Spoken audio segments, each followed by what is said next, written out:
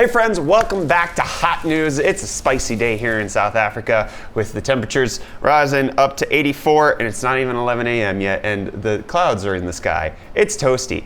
Anyways, let's jump into Hot News after I tell you that this video is brought to you by our holiday merch, my friends. If you want the dopest, ugliest Christmas sweaters that you could ever did wear, also available in t-shirt form, except for the Ray Trace sweater, because that's a Ray Trace sweater, not a Ray Trace t-shirt. You can get all of the holiday merch that we have at the link in the video description. You can check it out. Buy one for yourself, buy one for your friends, buy one for your family, and make sure that you're warm this holiday season if you live in the less superior Northern Hemisphere. And with that being said, buy our merch, buy that merch, buy that merch. Buy that merch, buy that merch, buy that merch. Go ahead and jump on into Hot News with me.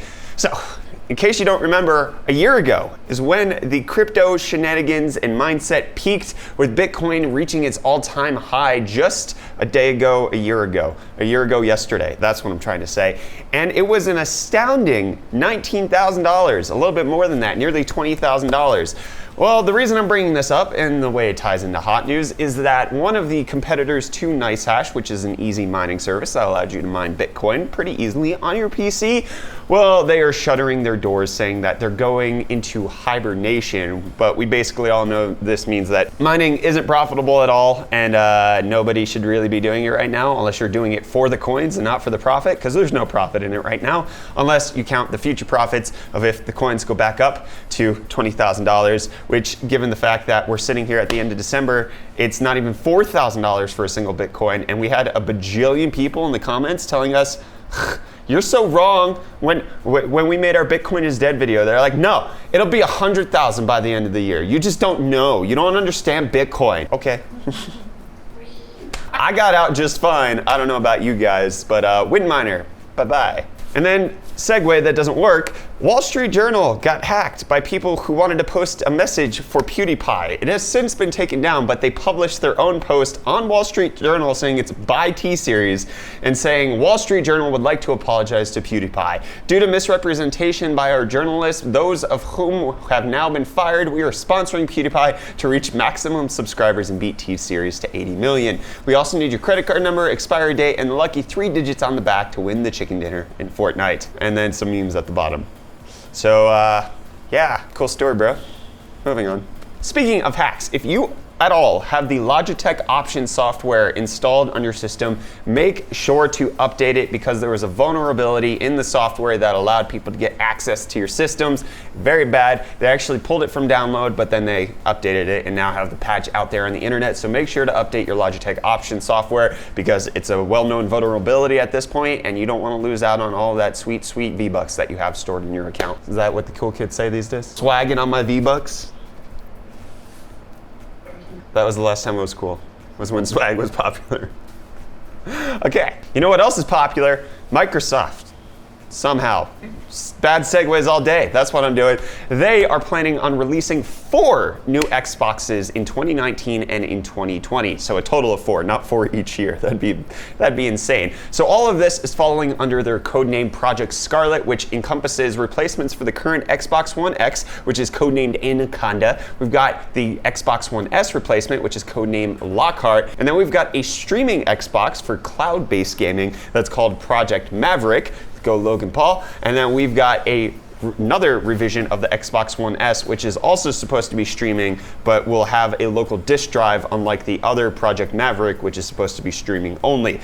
A lot of this is kind of intriguing. So I get the understanding of having segmented consoles. It makes sense that people who just want to play the console games as cheap as they can get it at 1080p, 30 FPS, although that might be a little bit low for what we should expect for next gen hardware, and I'll talk about that in a sec. But people wanting to pay less to get a lesser experience makes sense for me. The people who want to pay more and get a higher end experience on higher end hardware also makes sense to me. The streaming one is where I'm kind of intrigued, because one of the biggest issues with cloud-based games is the fact that there's major latency introduced, so you can't play them very well. So I know that both Linus and Zach's Tech Turf have covered Shadow and the fact that they're trying to introduce hardware hardware on the receiver side so that you get pretty good latency with cloud-based gaming that's happening in their data center. But the intriguing part of the streaming console that Xbox might be introducing is that they're gonna have Picasso APUs, which are the brand new Ryzen 3000 series U-series mobile chips that have both Zen Plus cores and then also Vega graphics, and they're having that in the streaming console. All of this is rumored, however, so that anything that is latency sensitive, they can process that locally on the machine, whereas all of the things that aren't latency sensitive will take place on the cloud and then be streamed to the device. So it's more of a hybrid approach that Xbox seems to be going for right here with their streaming Xbox to create a experience that might actually work for people in the US and near major data centers, because this ain't gonna work here in South Africa. I don't care what latency sensitive stuff you do on your local machine, unless they're gonna host anything in South Africa on the local Azure servers. Like, we're screwed as far as this goes, especially when it comes to any remote areas. A streaming Xbox makes no sense whatsoever because the latency is just too gosh dang high. We get a minimum of 200 ping to freaking PUBG and Fortnite and all of those stupid things. Maybe not 200, but like 175 to 180. If you're on fiber, like I am, in Pretoria, like in a decent major city.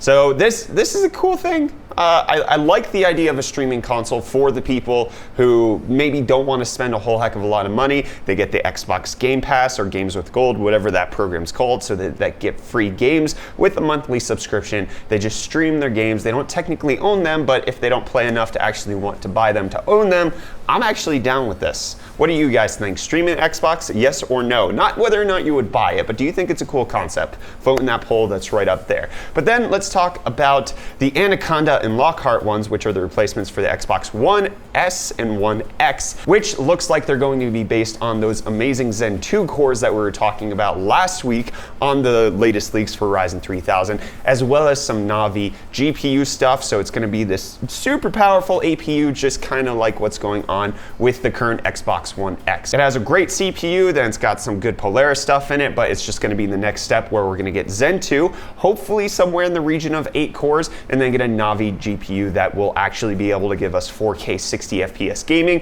once it's actually optimized for the platform. Based on what we've seen of the leaks that are coming out about Navi and Zen 2, this would actually be possible. It probably won't be possible for it to hit it by itself if the similar type of teraflop performance would be put in a PC, but once the games are actually optimized for the same hardware everywhere, I think that 4K 60 FPS on an Xbox One X upgrade would likely be something that's actually going to happen. And then with the Xbox One S replacement, 1080p 60, 1440p 30 looks like that would also be a huge possibility. Kind of weird that 1440p would get skipped over though, because TVs don't typically support that resolution. It's either 1080p or 4K, but that's neither here nor there. I'm kind of intrigued to see where all of this stuff goes. Obviously, the streaming Xbox for Microsoft kind of does make sense. The more powerful Zen 2 and Navi GPU for the Xbox One X replacement, all of that seems intriguing to me, and I'm looking forward to see where these leaks and rumors develop over the next few months. So the streaming one should come out sometime in 2019, whereas the more powerful ones that are based on Zen 2 and Navi are expected to come in 2020. But if Microsoft's plans for the Xbox play out like we're thinking they're going to, they're all going to be backwards compatible, because Xbox kind of is supposed to be a replacement for the PC and not necessarily this thing that like Sony is doing where certain games won't work on different segments because they're built on different architectures. It looks like Microsoft actually wants to make this a giant ecosystem, and buying a used Xbox One S will still allow you to play the same games that can be played on the new codename Anaconda. Sony's not going to do streaming. I don't think they have the infrastructure, because Microsoft has their Azure program already. They've already announced Project xCloud for game streaming, and they're going to be testing that in 2019. So Microsoft's already developed all of this. Sony has, I'm sure they have servers, but I don't think they have it on the scale that Microsoft does with their Azure cloud stuff. So I think Sony's going to remain local and focused on single player. But yeah, so the PlayStation 5 is also rumored to have Zen 2 plus Navi, and we'll see where that goes.